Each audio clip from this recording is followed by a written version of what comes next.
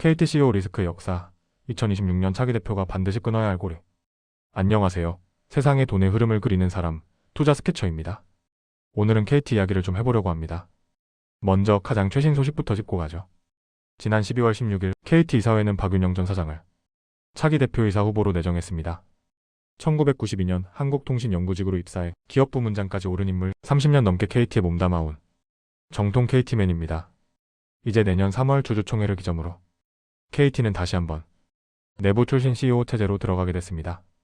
외부 낙하산 논란, 정권 교체 때마다 반복되던 외부 수혈 피로감이 누적된 상황에서 조직을 누구보다 잘 아는 내부 인사를 선택한 건 불확실성을 줄이려는 선택이라는 평가도 나옵니다.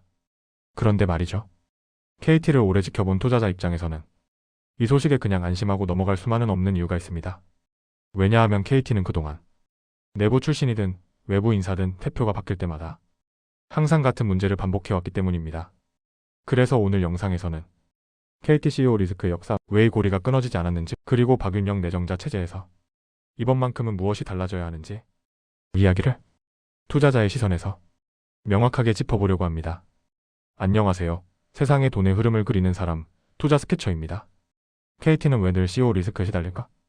KT는 이미 민영화된 기업입니다. 하지만 여전히 국민주, 공기업 같은 회사라는 이미지에서 벗어나지 못하죠. 이유는 단 하나입니다. 주인이 없는 회사, 즉 소유분산기업이라는 특수성 때문입니다.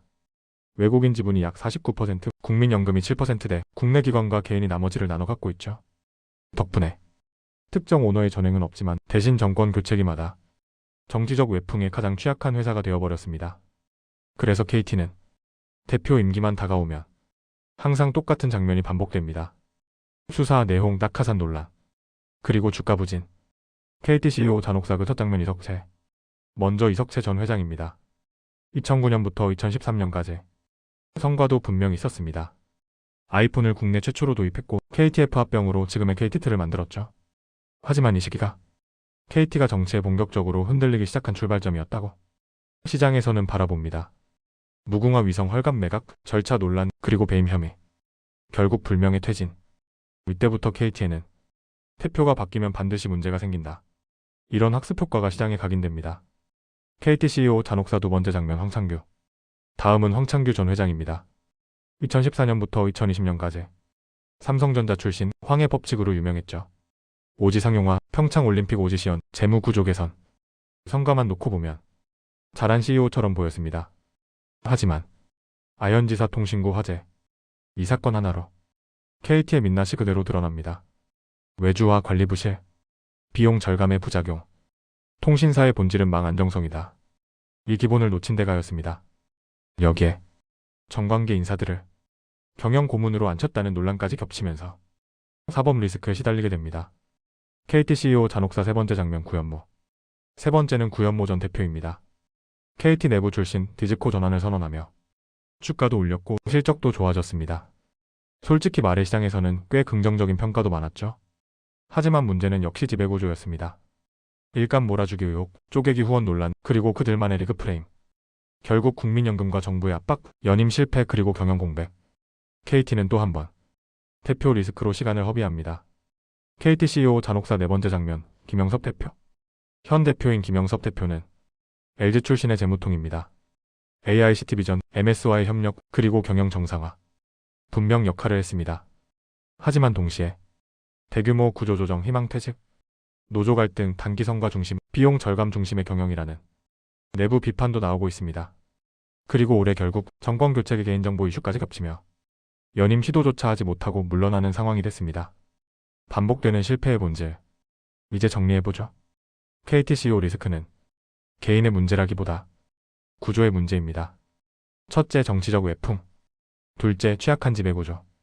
셋째, 3년 임기 압박에 따른 단기 성과주의. 이 세 가지가 계속해서 같은 비극을 반복하게 만듭니다. KT는 늘 안정적인 실적은 내지만 주가는 제자리, 평가는 저평가. 이게 바로 CEO 리스크 디스카운트입니다. 2026년 차기 대표가 가야 할 길. 2026년 KT를 이끌 차기 대표는 완전히 달라야 합니다. 정권도 정치도 이권도 아닌 주주, 고객, 임직원을 기준으로 독립적인 의사결정을 할 수 있어야 합니다. 그리고 통신 본업을 소홀히 하지 않으면서 AI 시대 진짜 경쟁력 있는 테크 기업으로 KT를 이끌 수 있는 전문가여야 합니다. KT는 사실 가진 게 너무 많습니다. 인프라, 영업망, 독점적 지위.